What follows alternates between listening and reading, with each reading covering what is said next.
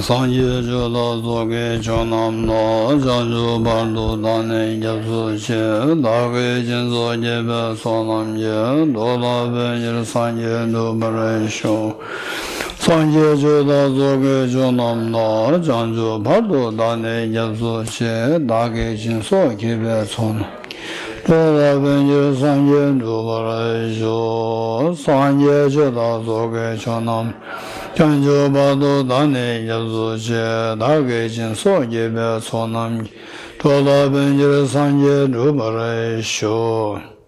I go for refuge until I'm enlightened to the Buddha, the Dharma, and the Sangha. By my accumulations of practice of giving and so forth, may I become a Buddha to benefit all sentient beings. I go for refuge until I'm enlightened to the Buddha, the Dharma, and the Sangha. By my accumulation and practice of giving and so forth, may I become a Buddha to benefit all sentient beings. I go for refuge until I'm enlightened to the Buddha, the Dharma, and the Sangha. By my accumulation and practice of giving and so forth, may I become a Buddha to benefit all sentient beings. Deyata Om Gade Gade Paragate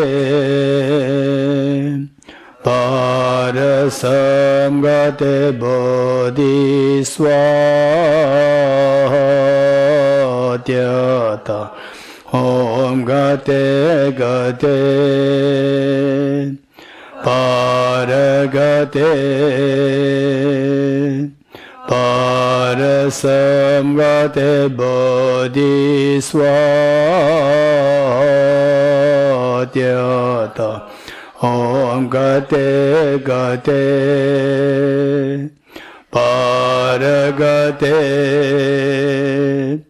Parasamgate Bodhiswatyata Om Gate Gate Paragate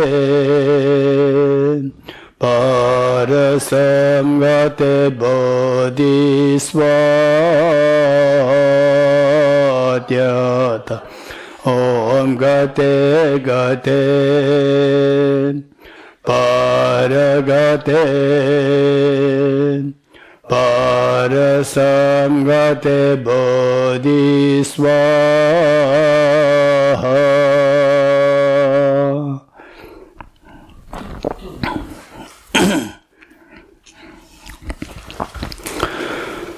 Okay. Continuation from where we did the first session. The four mindfulnesses.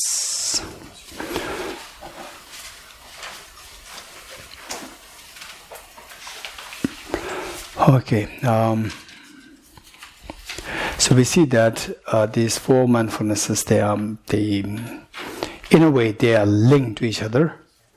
The first one is the body as impure. Of course, this one part. And if you read the Shravakabhumi, that text by Arya Sangha, you see many versions of the Satipatthana, many versions of the understanding of the four mindfulnesses. One of which is explained is extremely powerful and so coherent that so usually what happens is that if you look at how our emotions arise, they're related to, of course, this is related to the physical objects. Within the physical objects, usually it's with the visual object. For example, let's say that the one time actually, this what I've actually encountered, and what I'm sharing with you. See if you can relate this to yourself, to your own mental emotions, and then see how to manage this. This is extremely helpful for us. One time, one of my friends, the morning we had the breakfast together, and on the table, huge table, one side, there's a stack of medicines. And I said, what is this medicine for? And this is for my diabetes. And what is that for? That is the Ayurvedic version of the medicine. One is the allopathic. And where's the other one? Other one's the homeopathy. He's taking all these medicines. It's just a huge stack of medicines. And then early morning, on the other side of the table is Coca-Cola. Coca-Cola. I said, what is this? Then I said, I like it. Okay. So this is actually the when we are calm mentally, when we are calm, when we are more in Kalachakra, when we are calm, we see when we share these anecdotes, this is not really sensible for somebody to keep a stack of medicines there and Coca-Cola here. But this is how most of us do in our life. Just observe ourselves so well and see how to slowly stay away from these. These are all habitual tendencies from the past lives.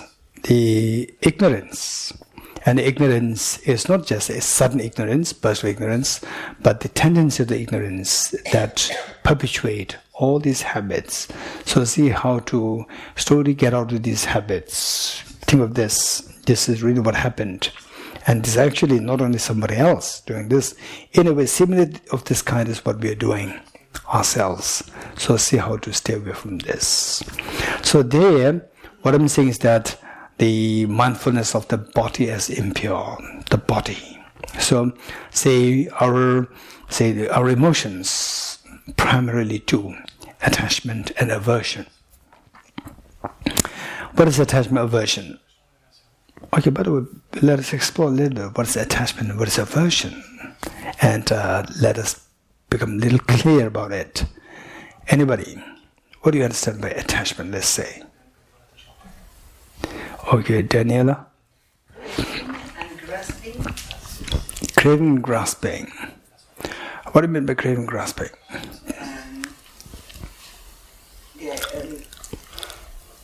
In fact, I understand more grasping in my... Okay. Grasping at yourself, something with your two hands and your finger is mine, it's my treasure, la paire de treasure, and I keep it... Okay, so you just hold on too strongly that this is mine. Good. So what we're trying to do is that we all have the experience of what is attachment, what is grasping, what is craving. We all have the experience.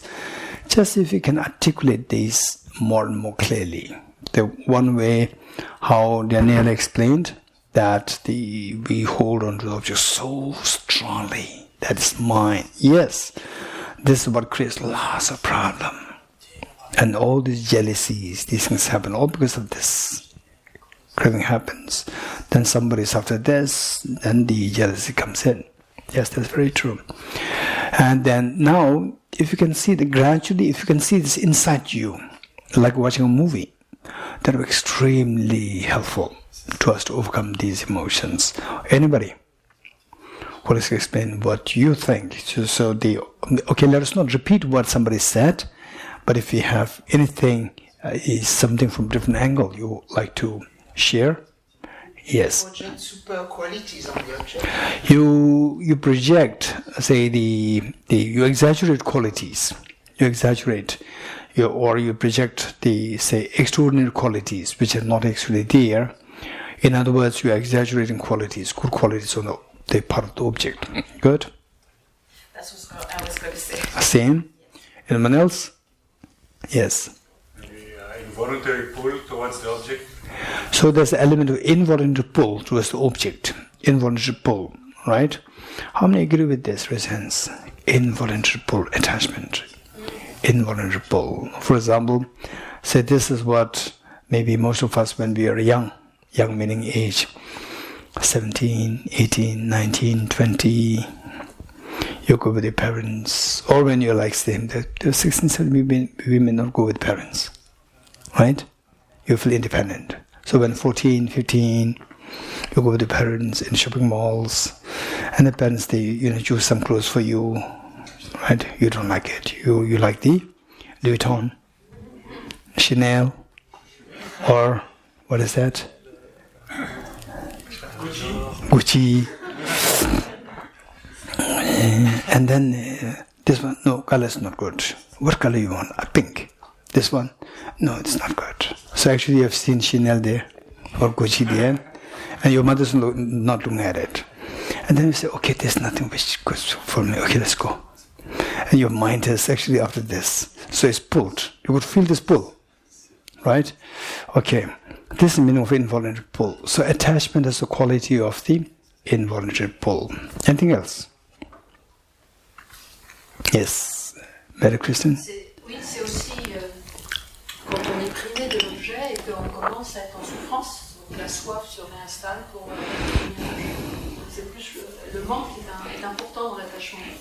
We can see that we can miss easily that object when it is not there. Okay. So this is one thing where you feel attached to. One of the attributes is that when you're away from this, you miss that. Okay, good. So from this, I see that we are getting something total as to the, say, in the first place is the involuntary pull. Involuntary pull. And this involuntary pull is because of seeing exaggerated qualities there. And the outcome is that when you don't have it, you miss that. Okay, this is quite a good picture of it. So okay, my question to you is, what about, say, your attachment to nirvana, attachment to Buddhahood? Is that attachment not? No. Yes. Huh? No. It's a useful attachment. No, because you cannot exaggerate the quality of I think we don't exaggerate the quality of nirvana in general. And it's not it's not a deceptive object. It's not something that is not trapped. It's actually something we need. We really need it. Like the difference that with sense pleasure, we feel we really need it. But Of course, we need food. yeah, but We really need it. yeah, but to sustain the feeling. Yes. Not just to find happiness. Yeah, of course, for happiness. Yes, we had a picnic. It's just for happiness. Very temporal, Huh? very short time. Even Exaggerate. It's sometimes meant that we probably exaggerate it. While the nirvana, we actually underestimate it. underestimate Yes, I think. with the nirvana. I mean, at my level, not this level, like we don't really see all the qualities it has. Otherwise, we will have renunciations. No, so they tell me, so do you mean to say that there's no attachment towards nirvana? Is what I'm saying? Might be possible in some cases, but in general, I would say no. I would say no because we should realize the quality of nirvana more and more in order to aspire to it. If we aspire to it, it's renunciation, it's not attachment. Okay, so when you have renunciation, there's not attachment. The mind of renunciation is not a mind of attachment for sure. Okay, so I have a question here. So before that, okay, Kristen.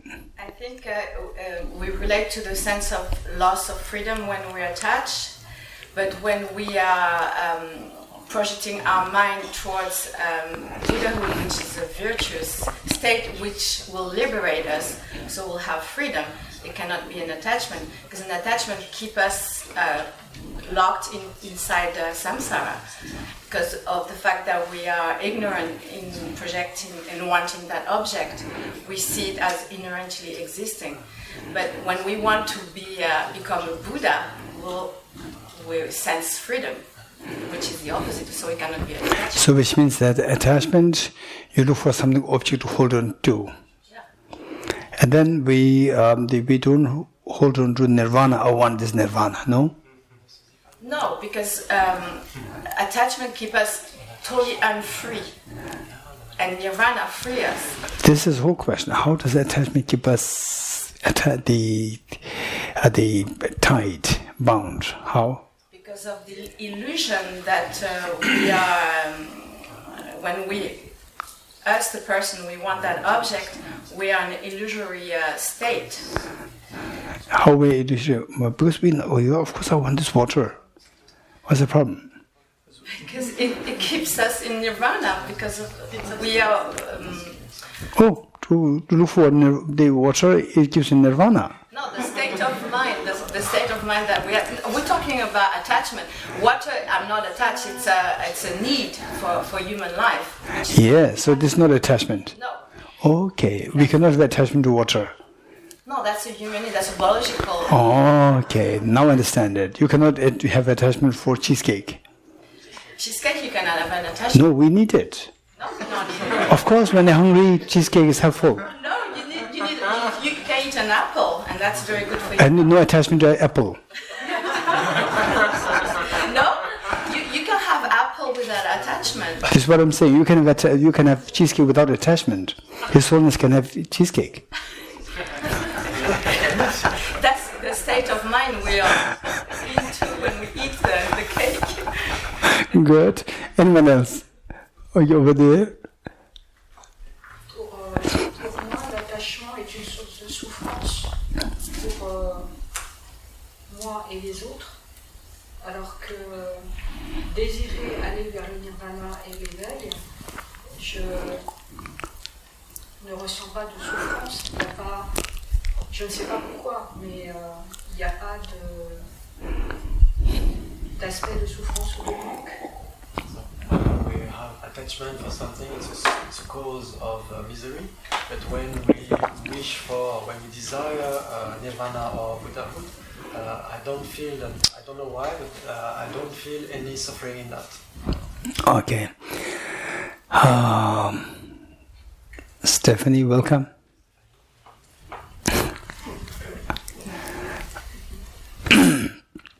Okay. So, in fact, why I'm asking this question was that it was many years ago when I was in my 20s. There was a young gentleman with his friends came to the restaurant. I was there, and finally he said to me, and he was reluctantly talking to me, and he asked me, just in a very bossy way, he asked me, what's the essence of Buddhism? And I very sincerely was telling him about how to detach ourselves from the essential objects. And so I was very young myself, in my 20s, perhaps the Thomas age. And then this young boy, who was younger than me, he must be in his 20, 21, he said, no, you cannot remove attachment. And I said, why? He said that even the greatest saints have attachment. What makes you think like this? Even the greatest saints, they are attached to the nirvana. They are attached to nirvana. Wow. I was quite impressed. Which means that although he looks very rough, but he has a philosophical thinking. He was thinking on these lines. So, how would you demarcate between these two? Say your desire for liberation is not attachment. Desire for, let's say, good house, cheesecake, is attachment. How would you demarcate between these two? This question, this is a serious question. Maybe if we come back to the four misconception, behind attachment, you have to see what is in the nature of suffering as happiness, impure as pure, and so on. While the nirvana, it is happiness. It's not suffering that you see as happiness. It is pure. Is it pure? And it is permanent on top of that. But I mean, it's so you have no misconception behind, in general, let's say. Are you sure? Yeah, because what we search is something pure, happy, permanent. That's what we want. And nirvana is just that. Apple is also happy, pure, and permanent. Which one? They say okay, let's say you want permanent thing. We want permanent happiness, let's say. Okay, permanent happiness. There's no permanent happiness. Permanent state. Happiness is always impermanent. Yes, but I mean continuous. Nirvana itself is permanent. Lasting, you mean to say lasting. lasting happiness. Okay. So which means the bodhisattva on the path of seeing, right? They're in the meditative state. They have the happiness. They get the happiness, or we call it the bliss. This peace. So this peace, when he comes out, it disappears. Yes, but it will build up with time. It disappears or not? It stops. It disappears. Something is left from it, but Even the apple, you eat it, something is left. Yeah, but if you eat more and more apple, it won't lead you to happiness, while him is meditative state. No, I've been eating apple for all these many 55 years. Exactly. There's no issue. Exactly. So the difference is that apple, the more you eat, it's not that your happiness will increase, but the meditative state of the higher bodhisattva, the more he will do, the more his happiness will increase more until ultimate happiness. So this is the actual path. Okay, so once you become Buddha, then the Buddha is always in meditation, so happiness increases all the time? It's already the maximum, but so it doesn't increase? Yeah, but it doesn't. So you said that something which you keep increasing is not happening in the Buddha? I mean, at least it doesn't. Okay, it doesn't turn. Okay, Mary. C'est entre le cheesecake et puis le nirvana qu'on a parlé tout à l'heure. Il faut comprendre que les deux n'ont pas d'existence intrinsèque et que c'est comme dans un rêve et tout simplement la projection de notre propre esprit, comme un film. So whatever the cheesecake or nirvana, we have to understand that it's empty of existing from its own side anyway. Okay, so if you see the nirvana is intrinsically real, and then you feel, I want it, that's wrong. This is what Mary is saying. Non, mais on n'est plus attaché parce qu'on voit comme dans un rêve. Or, les choses qui ressemblent à un rêve n'ont pas d'existence intrinsèque, donc ça ne va pas nous donner un attachement comme quand on croit qu'ils sont vrais. So if we understand that it's like a dream, so we will not have any attachment at all. So because otherwise we will believe it is true from its own side. Okay. So what Mary said, I fully agree with you. Yes, this is where the Buddha taught the emptiness of emptiness. Emptiness of nirvana, even that is taught by the Buddha. Yes. If one of the components of attachment is that it is an involuntary pull, Yes, yes. then I can't see how an attachment towards nirvana would be involuntary pull. It's sort of you have to kind of force yourself. It doesn't involuntarily pull you. Yes, of course it pulls you because there's the arhat stage of going to meditation. You have to make Right? effort to actually achieve it. No, so for us we have to make effort, but those people so addicted to meditation, right? You say, hey, come, let's have fun, picnic. They'll say, I have no time for picnic. Stop, you go. I'll go in this. So that's bliss. That's not nirvana, right? There's a difference. So actually, if they're attached to bliss, this is not nirvana then. Right. So this is where to pull by the nirvana. So the Buddhas warned the bodhisattvas on the 10th bhumi that don't meditate for longer than 1 week. This warning given to the bodhisattvas. So that is 8th bhumi, they attain nirvana. So they are just absorbed in this nirvana's bliss. In this nirvana, just stay in this, and the Buddha warned them. Okay. Yes, feng shui. Almost it. François. Yes. François? Okay. So I wonder if it's not to do with the referent object and the conceived object, because we can take the referent of our attachment to basically any object, but what's conceived is non-existent because it has qualities that the referent object itself doesn't have. Okay, the François, what do you do one thing. So let's say that I like cheesecake. Is this attachment or not? You can. My question to you. Not necessarily. Oh, that's interesting. Ordinary person, I like cheesecake. Attachment not. to have a desire to eat cheesecake doesn't necessitate necessarily attachment. Just you want to eat something, cheesecake or an apple. Okay. Okay. So the François is saying that just to have a desire to eat, just to have a desire to have cheesecake is not an issue. Just to have a desire to have a bigger house, promotion, or to that to destroy my enemies. This is not a problem. It's hard to say on. Exactly. So because it's hard to say, so if we push like this, it's very difficult to say.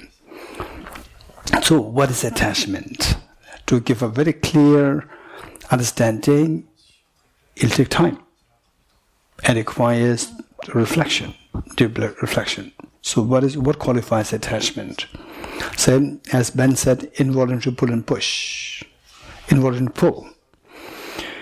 And then Ben said this involuntary pull is happening because of exaggeration of the qualities. And then I think Christian said that the repercussions, that later on the repercussion was said that with this attachment, you're trapped in samsara. With the liking for nirvana, you're freed from samsara. Yeah. So, what exactly is attachment? This is a very important thing, and I would suggest that each one of us reflect on these points. On these points, same. And what Mary said she said something very important. And finally, let's say that even if the Buddha taught the emptiness of nirvana, emptiness of Tathagata. Say, where the Buddha said that examining the Tathagatas, that the Tathagata is not the aggregates, no different from the aggregates as the Tathagata. The Tathagata is not dependent on him, on them. No, they are dependent on him. Where is the Tathagata? Examining Tathagata, establishing the emptiness of Tathagata, emptiness of Buddha is also taught. So so this is where we need to, what Mary said is very important point made.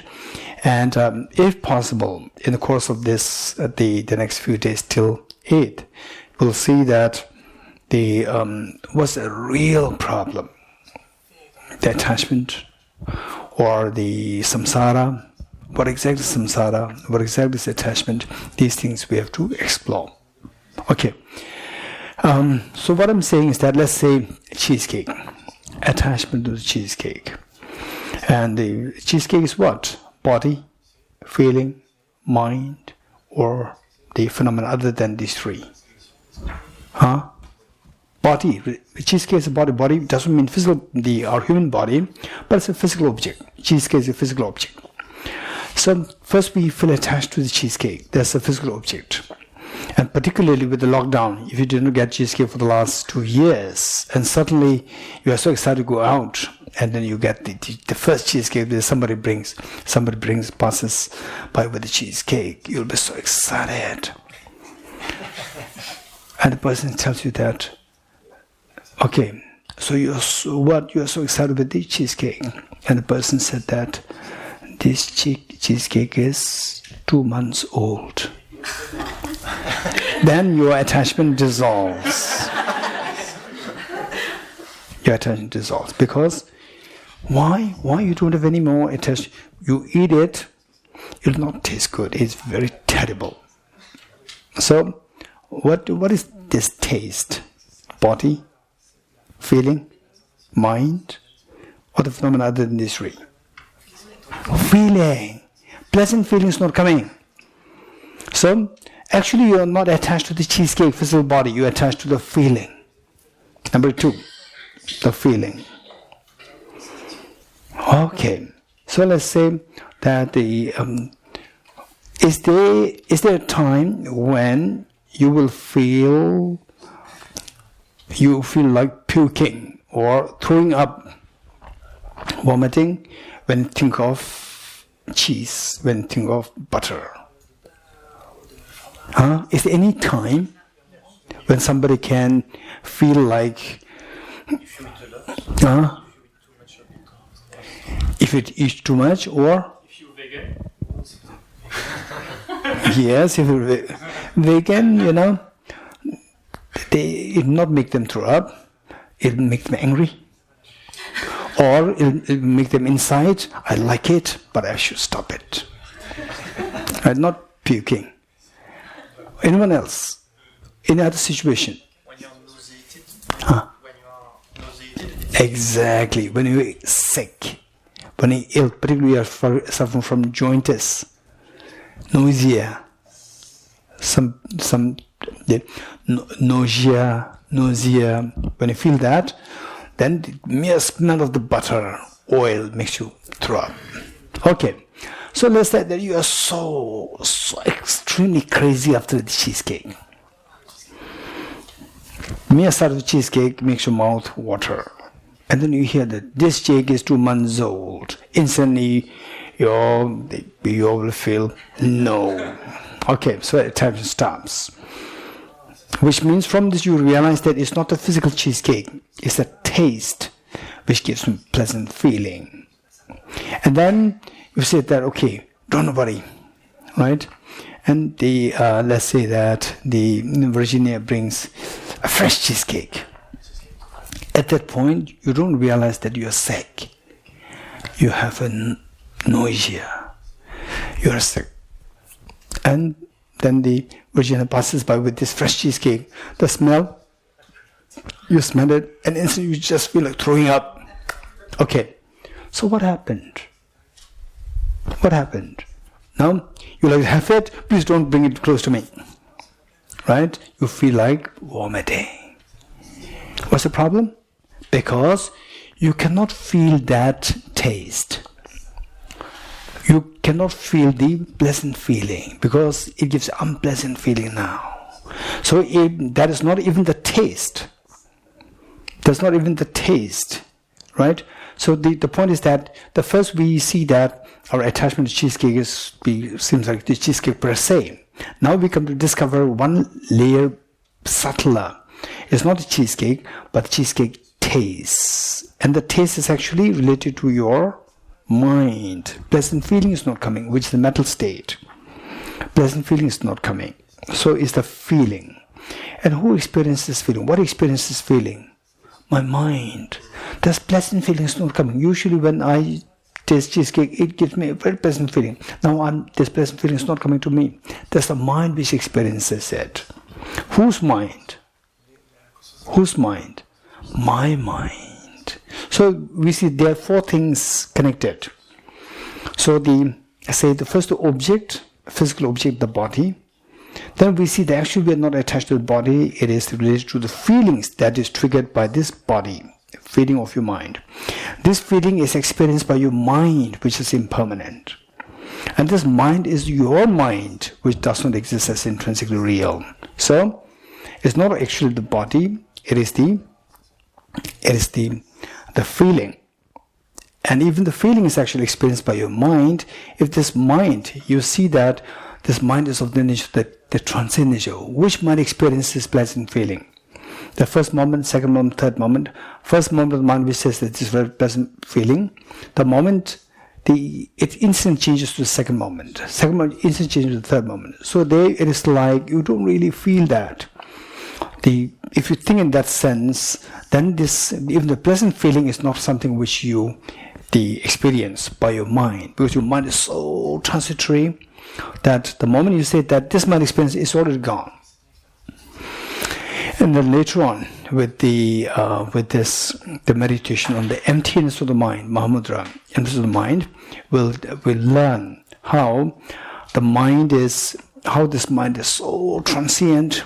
And at the moment we say, okay, this is a flower. I'm in Kalachakra Center. When you say this, there's a cognitive phenomenon happening. There's a cognitive process happening. How many agree with me? Okay, I'm in I'm in Kalachakra Center. So this is a cognitive thought process. For example, say that some of you like flower, some of you may not like flower. I say, what is this? All of you will say that this is flower. So whether you like it or not, everybody agrees to the fact that this is a flower, which means that is your cognitive thought process. Then next, what it's like, is it good or bad? And those who like it will say it's beautiful. Those who do not like it will say it's so-so. Which means the answer splits. One side is so beautiful, one side is so-so. What splits, that is the affective quality of your mind. Affective quality of mind, which is common to all. There's cognitive thought process of your mind, cognitive quality of your mind. That is a flower. There's a cognitive quality. Whereas this is beautiful, this is affective. It's beautiful. I like it. I don't like it. This is all affective. So we see that so this cognitive thought process for the ordinary beings like us, our mind will require a certain period of time, a specific period of time. Lesser than this, our cognitive thought process will not work. Let me say this again. Say, okay. First, we will do exercise. Ready? We have to sit upright.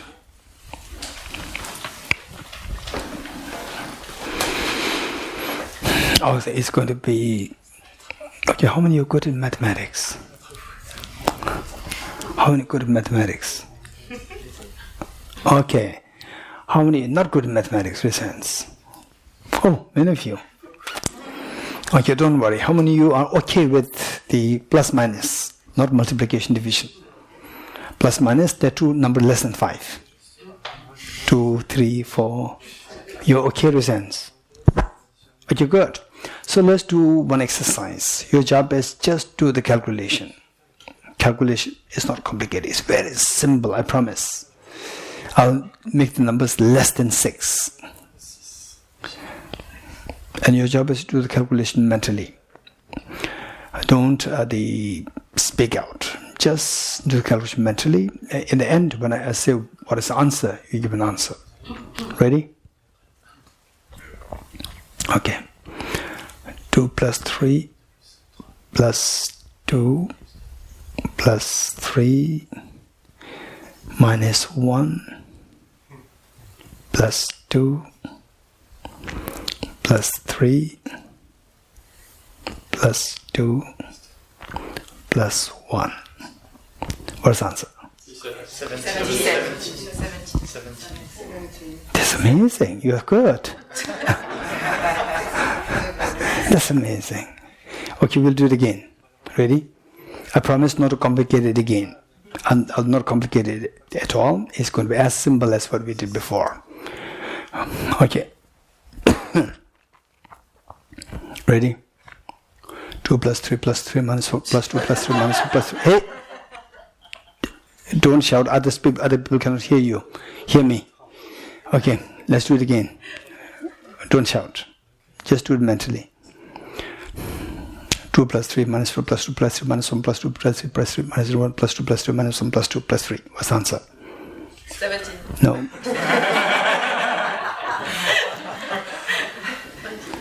Okay, tell me. Why you cannot give the answer? Why? We don't have time to hear very well what you say, to understand the number.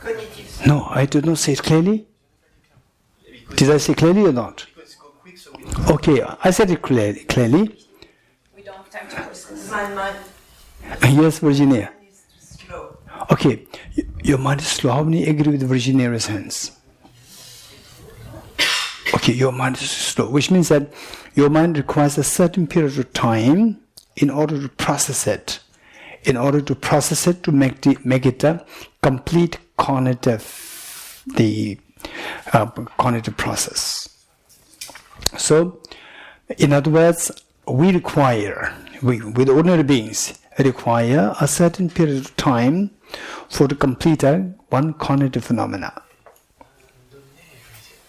We need a certain period. If the time is lesser than this, our cognitive process, thought process cannot operate to do the complete work. You're getting it? Okay. So now, when we speak about the impermanence of our mind, we see that our mind, actually, duration of mind is infinite less. So, ideally speaking, it says that in the Buddhist psychology, it says that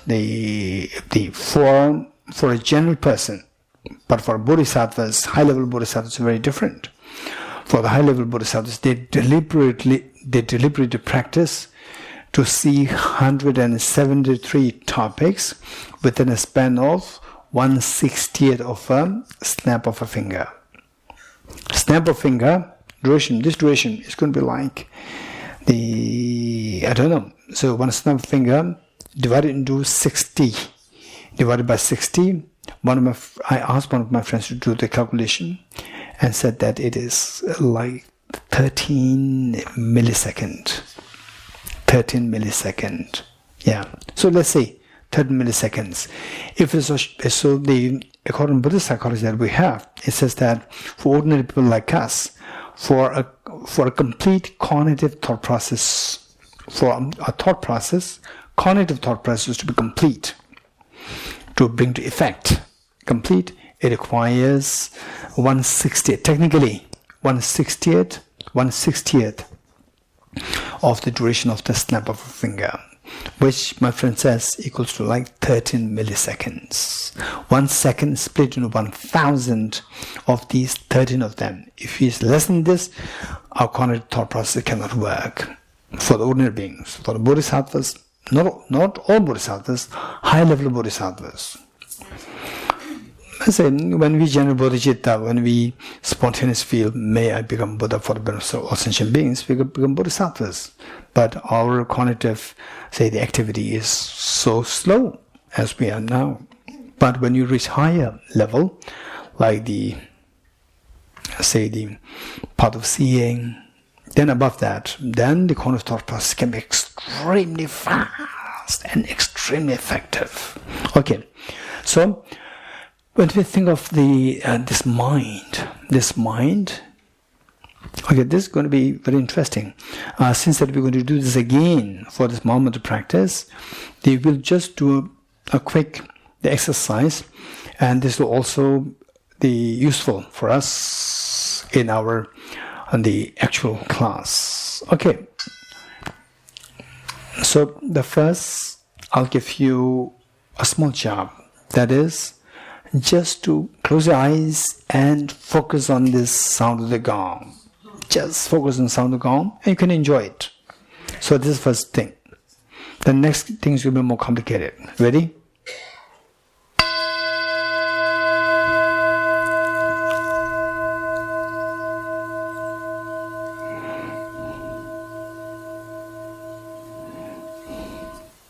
Okay. How many of you are very seriously observing this sound? Raise your hands. How many of you are seriously observing this sound? Okay, not just enjoying it, falling asleep.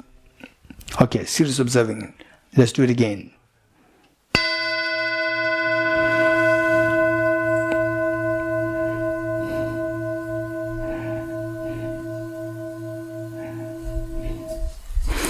Okay, how many of you heard this sound of the gong? Raise hands. How many of you heard this sound gong when I hit it?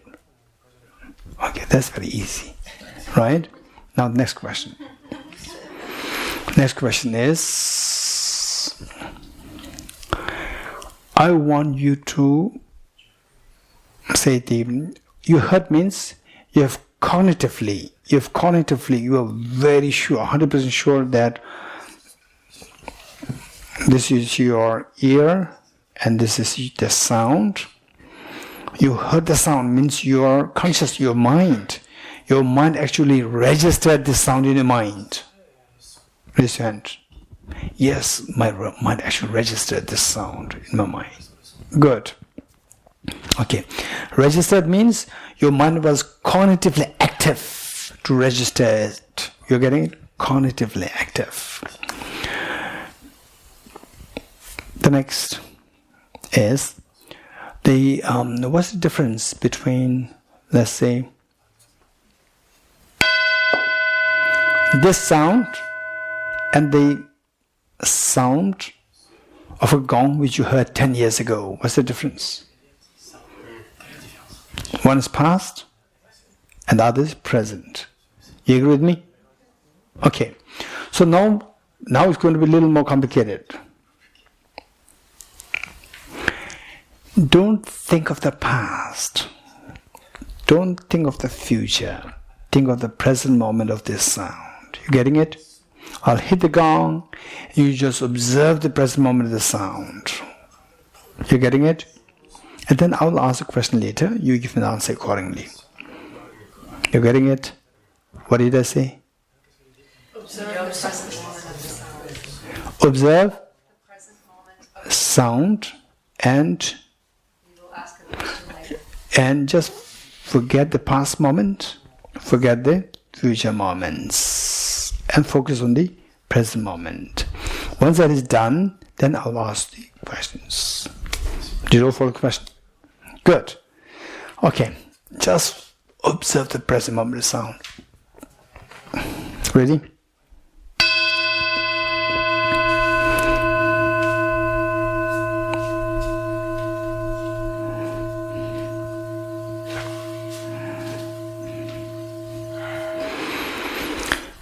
Did you hear a sound which was the present moment with respect to your ear consciousness hearing that sound? Did you hear my question? Did you hear a sound which was present with respect to the ear consciousness which was hearing this sound? Let me repeat it. Did you hear the sound? Yes, no? Yes. Next part. Which is present with respect to, it is not present, it was past. But it was present with respect to the ear consciousness hearing that. Huh? Okay. So the ear consciousness which heard the sound was past, yes? Even that sound was also past. So these two are together. The sound and the ear consciousness which heard this sound before, so these two are together. Huh? No?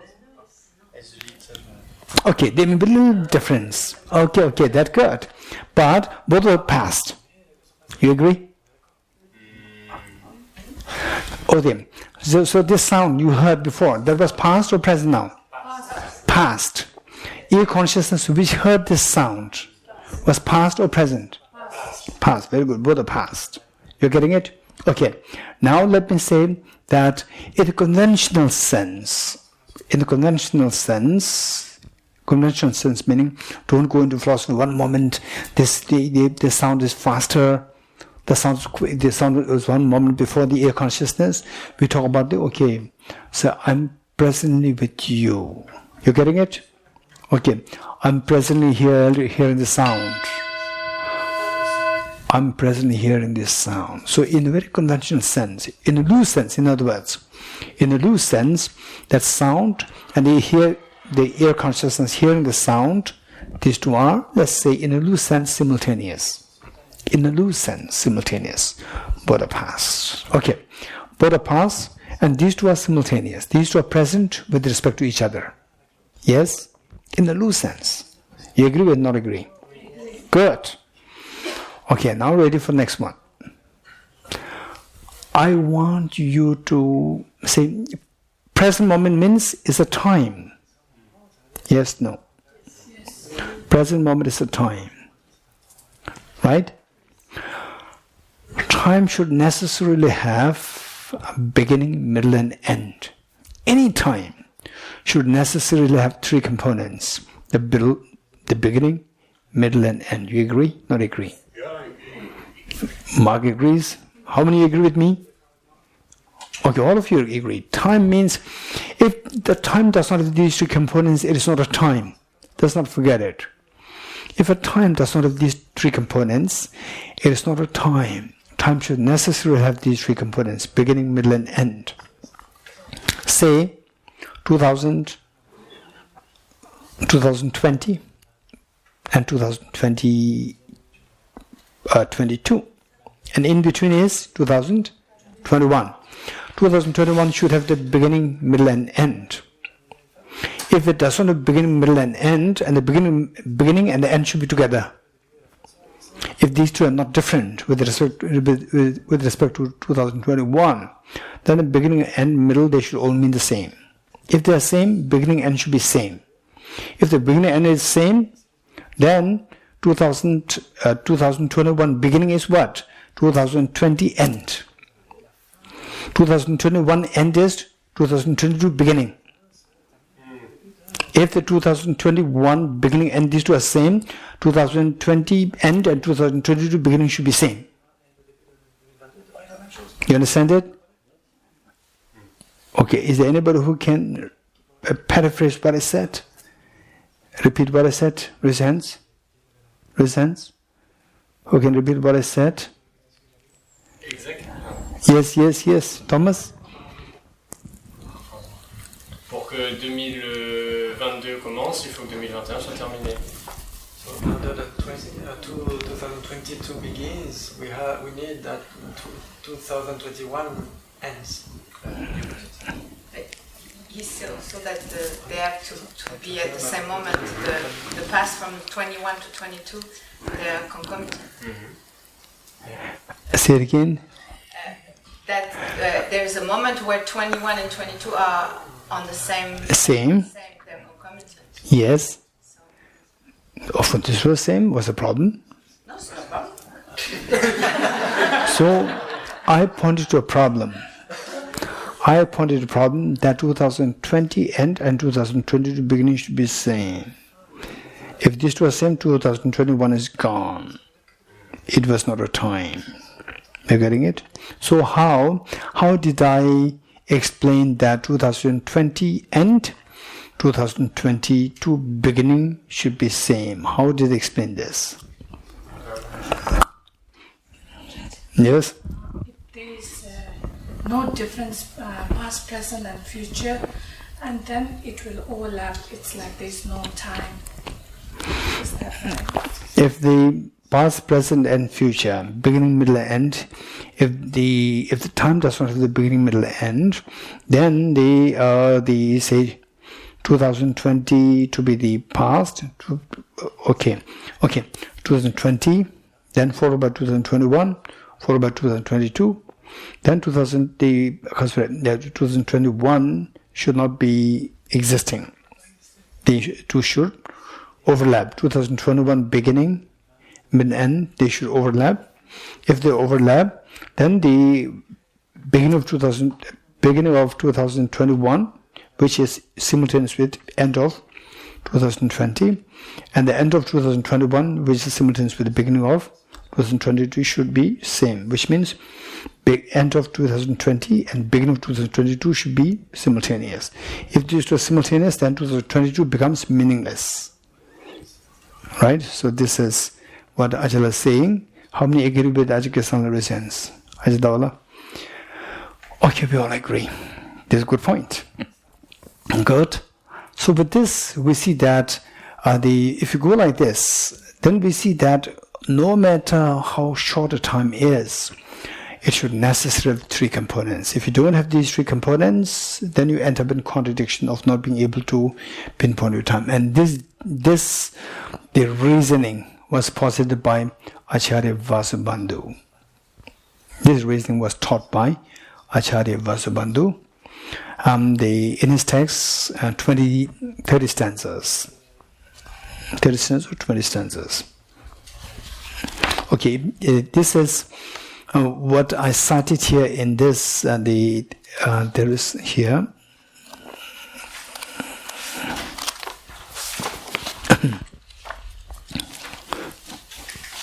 This is a very important reason. We must learn this reasoning.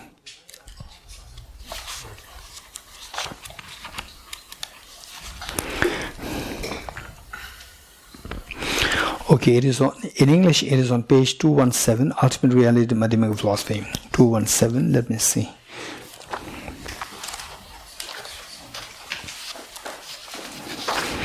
Okay, it is, actually it is on, 217. Actually it is on page 216. In this book, it is on page 216. 216, Acharya Vasubandhu's, it is in form of footnote. Acharya Vasubandhu's 20 stanzas, yes. This is the reason given there. He said, because of being simultaneously surrounded by 6 other particles, the central particle, subtle particle, is found to have 6 parts. If these 6 parts have the same special dimension, a massive object will conflate into the size of just a minute particle. Okay, I'm going to explain this here, and also that hopefully this will also come as a part of the Mahamudra teaching on emptiness. Okay, let's say that what I explained to you is on the basis of the time. So here, Acharya Vasubandhu explained is in the context of the particles. The particles. Let's say the particles. Let's say the particles that this flower is made of trillions of particles, atoms. And let's say that the atoms, they are, trillions of atoms, they just randomly, mentally and randomly pick up any particle in the middle of these millions and trillions of atoms, from they just focus on something in the middle. And this middle particle, minimum it should have, say, the 6 particles around that. You agree with me?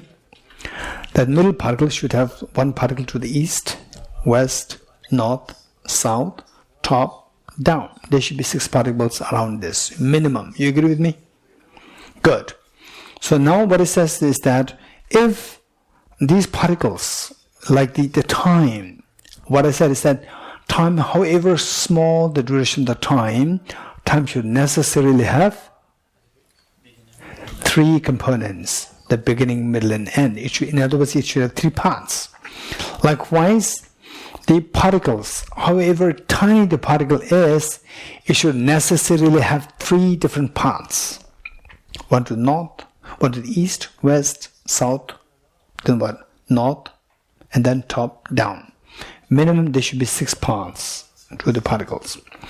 Because the reason given by Acharya Vasubandhu is that because this particle is surrounded by 6 particles around this. So let's just focus on 2 particles, 1 to the east and 1 to the west. Like this. This is central particle, then the east and the west. And if you say the central particle does not have 3 parts, 1 to the east, 1 to the west, 1 middle, if the central particle does not have these three parts, then whatever part is in the central particle, they should be all same. Then the one which is touching the particle to the east and the one touching the particle to the west, they should be the same parts. If that is the case, then the particle to the east, the part where the particle touches the part of the central particle, touching the particle to the east, should also touch the part which touches the particle to the west. If these 2 touches, then instead of 3, it should become 2, because central part is gone. 2. Then if that is the case, then however many more particles you add, they'll all continue to simply conflate. Conflate meaning become like this. They're 2, 1. Again 2, 1, 2, 1. However millions of atoms you bring in, they'll all conflate, become only single particle. Then the whole mountain will turn out to be just a tiny atom. So this is the reasoning Acharya Vasubandhu employed. So it says, because of being simultaneously surrounded by 6 other particles, central particle surrounded by 6 particles, 4 directions, top down 6, the central particle is found to have 6 parts. It should have 6 parts. If you say no, it doesn't have 6 parts, all bodies, even the central particle is just one, it is partless. Then if these 6 parts have the same special dimension, if they're all partless, then all what touches the other parts should be just same, and all the other particles should be touching together. If that's the case, then central particle should dissolve. A massive object will conflate into the size of however many more particles you bring in, they'll all become like one particle. So the massive object like mountain will conflate into the size of just a minute particle. Okay. So with this, the idea is going back to the sound. Going back to sound. Now, what we said is that the present moment of this sound, present moment of the sound, you try to observe the present moment of the sound. And tell me. Okay, first, observe the present moment of the sound. You getting it? What is your job? Observe the present moment of the sound. Don't think about the past moment. It's finished. Don't think about the future. Just the present moment of the sound. Just observe it. Enjoy this and observe it. Then next time I'll ask you the same question. I'll not tell you what that question is now, because you will jump to the second question now. Okay, just observe the present moment. Learn how to be very observant of the present moment.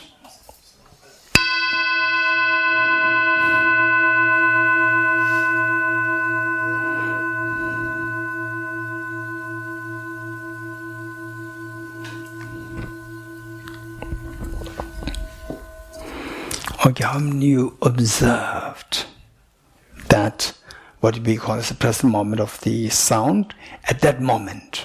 Makes sense? Good. Okay. The next question. Check what is that present moment. Because you said present moment should have some length. Right? Hey.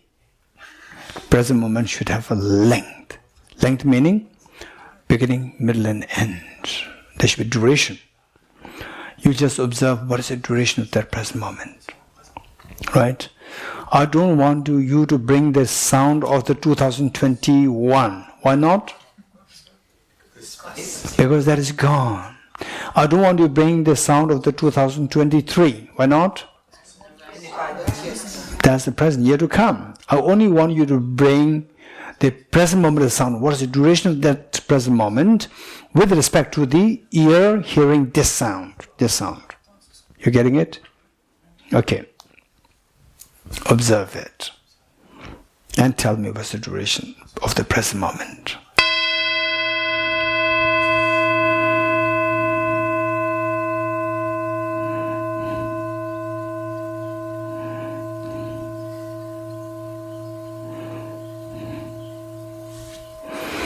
Okay. My question to you. Was there a time within the last 2 minutes, was there a time when you experience, I am experiencing the sound of the gong? Was there a time? Yes.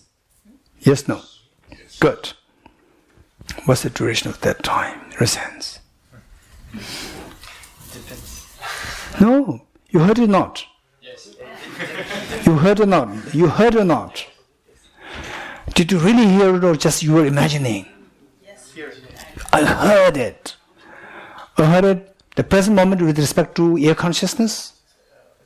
Or past moment? Present moment. That present moment means it should have a specific time.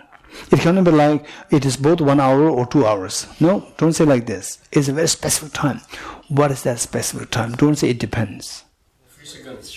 Huh? 4 seconds. Okay, you're not serious. Let's do it again. Second chance. Second and the last chance. Ready? Close your eyes and observe it. Tell me what is the duration of the present moment of the sound with respect to the ear that you are experiencing as a present moment.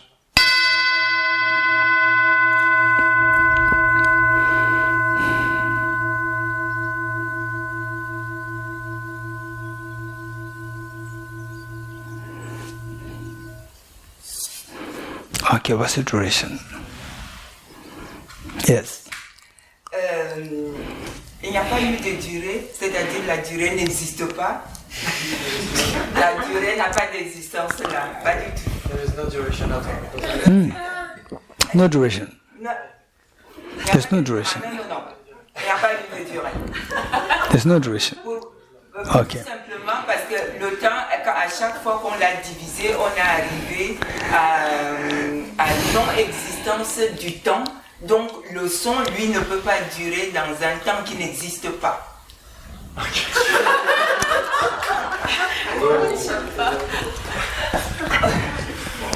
a dit qu'en divisant le temps, on arrive à certains moments où le temps n'existe pas. When we divide time, we arrive at a certain time when there is no time anymore. When we divide it. Voilà. Et alors, comment le son Okay, my question to Mary. existait? Okay, my question to Mary, my question to all of you. Whatever time that came to your mind, is that longer than 1 hour? No, that's 100% sure. Right? Is that shorter than 1 millisecond? Seems like that. 1 millisecond, we cannot discern it. It's too short. We cannot discern it. Because Virginia already said that our mind is so slow to grab that short duration of what I said. So the sound 1 millisecond is much shorter than the sound of the gong which you heard. So it is not shorter than 1 millisecond. It's not longer than 1 hour, not longer than half an hour, not longer than 10 minutes, not longer than 5 minutes, not longer than 1 minute. Right? So the present moment that you experience at that moment, with respect to that moment, is between, let's say, half a minute to like between one millisecond and half a minute. You agree? Not agree? Yes. So it should be a time. Okay, now tell me, what is your experience of that present moment? Is it half a minute, shorter than half a minute, or longer than 1 millisecond? If you are very specific, tell me what duration. Like what approximately? 13 seconds. 13 seconds. Anyone else? Evelyn? Je ne peux pas expliquer avec des mots, ça va être un peu difficile, je suis désolée. Ce que j'ai perçu, c'est...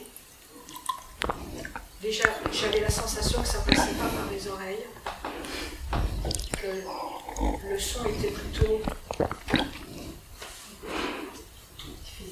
pas séparé en fait du corps et que je n'entendais pas un son.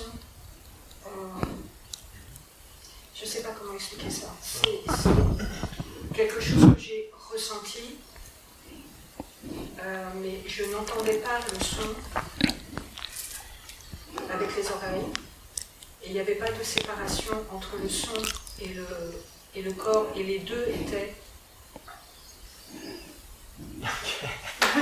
Yes, so I will try to explain. Try to speak so I can get a bit louder than only two.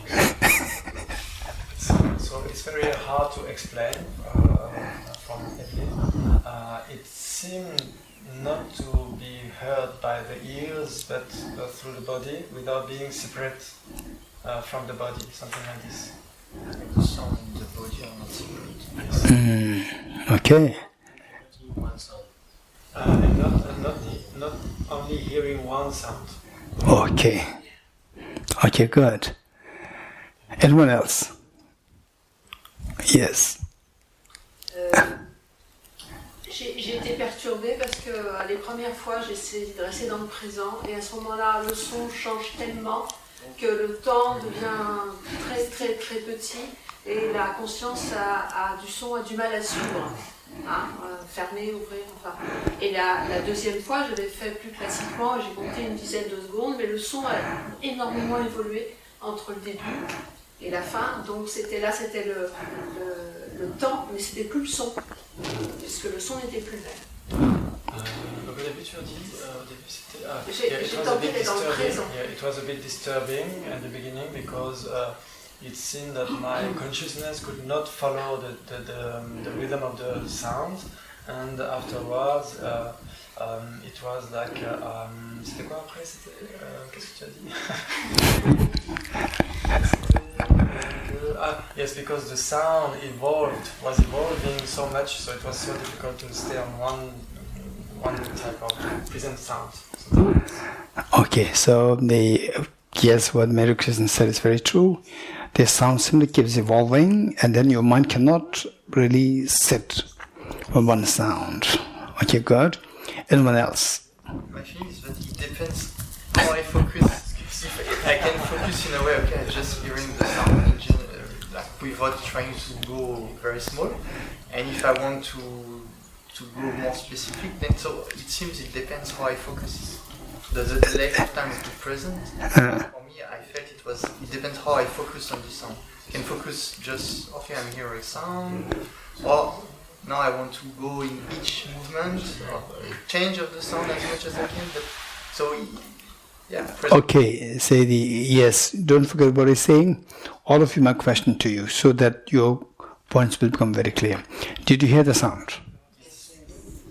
Hear the sound. That sound, are you talking about the sound that you heard in 2019? No. 2023? No. So what you call is the present moment of the sound with respect to the ear listening to it. You heard that. That's for sure. And that's a moment. The certain moment. Present moment. Okay, present moment should have a time. It's less than 5 minutes. It was less than 5 minutes. And more than let's say 1 millisecond. Right? So what is that like?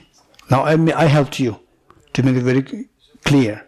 Less than 5 minutes and more than 1 millisecond. So what is that like? Oh, say, this is how we have to think. And if you still come the way when Bhagavad is saying, where the Mary Krishna is saying, where the Evelyn is saying, then you will start to feel a little bit of mental disturbance. It's something hazy. You heard it, but then when you try to explain it, then you cannot really explain it. If that happens, in a way you are going in the proper direction. The next question comes to you, then it will greatly help you to see that there's nothing really there from the object, it's just your mental projection. They'll come to us. Ben. Actually, I have a small doubt. For me, it feels like even less than 1 millisecond. Why is it possible? Because I thought it's like maybe an airplane. An airplane, it takes time until it can take off. But once it took off, it takes more than 1 millisecond, more than 10 seconds to take off. Once it took off, then it can be in the air less than 1 millisecond, even though it takes more time to take off. So like that, the consciousness, it takes time to build until I can hear the sound and process it. But once I process it, the present moment is even less than 1 millisecond. Okay, so what was the duration that you experienced? It's hard to say. 1 millisecond? You said time has past. Of course. Did you register the sound? Yeah. Yes, what is the duration? Instant. Huh? Instant also is also time? Yeah, 2 p.m. sharp is the time. 2 p.m. sharp is the time. For your information, 2 p.m. sharp is actually not time. 2 p.m. sharp is not time, it's a dot. Time should be between 2 dots. You're getting it? 1 second is not sak. 1 second is the time duration between sak. That duration is 1 second. It's not sak is not a second. 2 o'clock sharp is not time. Between 2 o'clock and 2 past 1, that is time. That's time. So what's the duration of your present moment? Okay. So the point is that it's difficult for us to really say. The François said 13 seconds. 3 seconds. 17. No, you forgot. Yeah, you forgot what he said. Yeah, 13 seconds. Yeah. Okay. So, whatever duration that you specify, there's a problem. If you don't specify duration, you have a problem. Because you've experienced the present moment. This undeniable fact. To say it's a present moment, it should be a certain duration. To specify a certain duration, you have a problem. Because that duration has a beginning, middle, and end. Beginning is past. Beginning is past. Because we don't think about the sound that you heard in 2019, because it was past. So the beginning part, it is past. And the end is yet to come. There's future. Deleted. So if you say is 1 second or 13 seconds, let's say 1 second, if at all you identify as the present moment, the sound, it has to be 1/3 of 1 second. Because 1/3 is past, beginning. 1/3 is yet to come, future. Only the middle part, which is the 1/3 of a second. Even 1/3 of a second is also the delusional. Because within that, we see that it again is a time. It's the beginning, middle, and end. Beginning is gone. And you go like this, it will become extremely fine, that you don't have the capacity to discern it. Our mind cannot process such a minute duration of time. So what we experience as, the present moment is just illusion. It's very scary though. Very scary though. If you do feel some kind of fear there through this, and through haziness can come to your mind. If it does happen, again, the same thing is that, take your time, don't push yourself too much, relax. Keep a break. And again, do the practice. Again, keep a break. Gradually, you come to realize that from the object, there's nothing really there. It's just how your mind, that you fail to see that this is the time. It's not because that it is your incapacity, because the object, there's no time there. This is what you are discovering now. And yet, when we think of present moment, it should be time. Time means, either 1 second, 2 seconds, 3 seconds, like this. So there's a very objectified version of the concept of time. And you come to realize that this is what is not true. Okay, we'll stop here. And think of this, do this exercise more. Do this exercise more. Okay. Teata om gade gade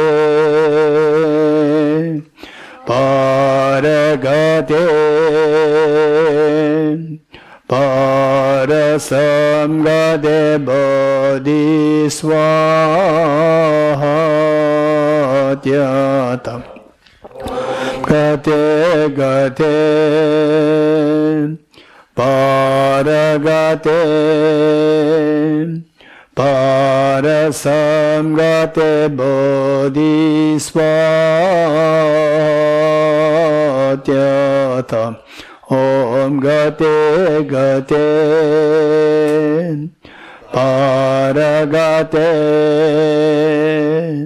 Parasamgate Bodhisvaha